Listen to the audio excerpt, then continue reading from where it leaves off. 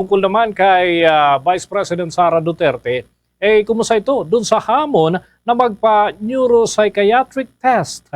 Bilang kapalit ay hinamon naman niya ang mga kakandidato sa pagkakongresista na magpasailalim sa drug test. Alamin natin ang kabuuan ng balitang tinutukan ni Bombo Kelly Cordero. Kumasa si Vice President Sara Duterte sa hamon sa kanya ng mga kongresista na magpa-neuropsychiatric test matapos nitong sabihin na huhukayin niya sa libingan ang ama ni na Pangulong Ferdinand Bongbong Marcos Jr. na si dating Pangulong Ferdinand Marcos Sr. at itatapon ang bangkay nito sa West Philippine Sea kapag hindi siya tinigilan ng mga Marcos sa panggigipit at pamumulitika.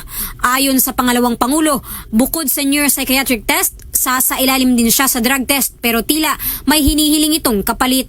Ani Duterte dahil unstable din sa paningin niya ang mga kongresista, hamon niya sa mga ito.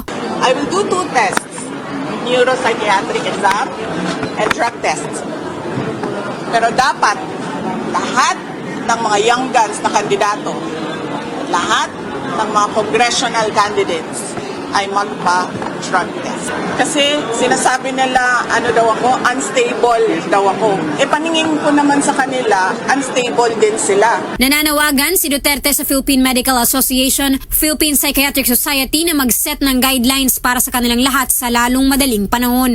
Hindi raw kasi pwedeng gawin ang test pagkatapos pa ng 3 buwan dahil makakalusot lang daw ang mga ito at makiklear lang sa test kapag sadyang tumigil sa pagdroga sa loob ng 3 buwan.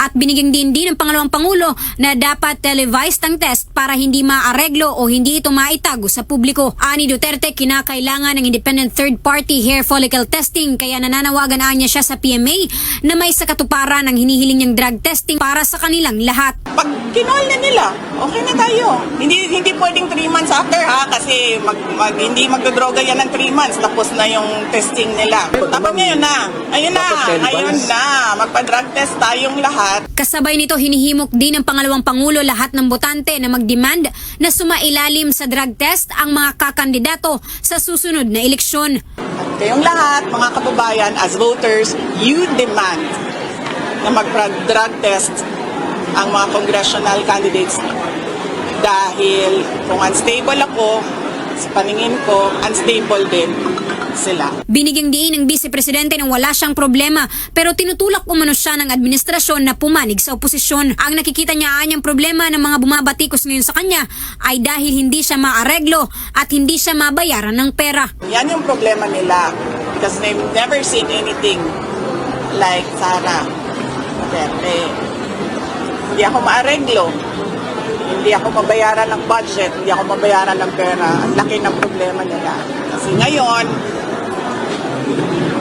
ayaw ko na umahimik. Para sa Bombo Network News, Bombo Kelly Cordero nag-uulat para sa number 1 and most trusted radio network in the country, Bombo Radio Philippines. Basta Radio, Bombo!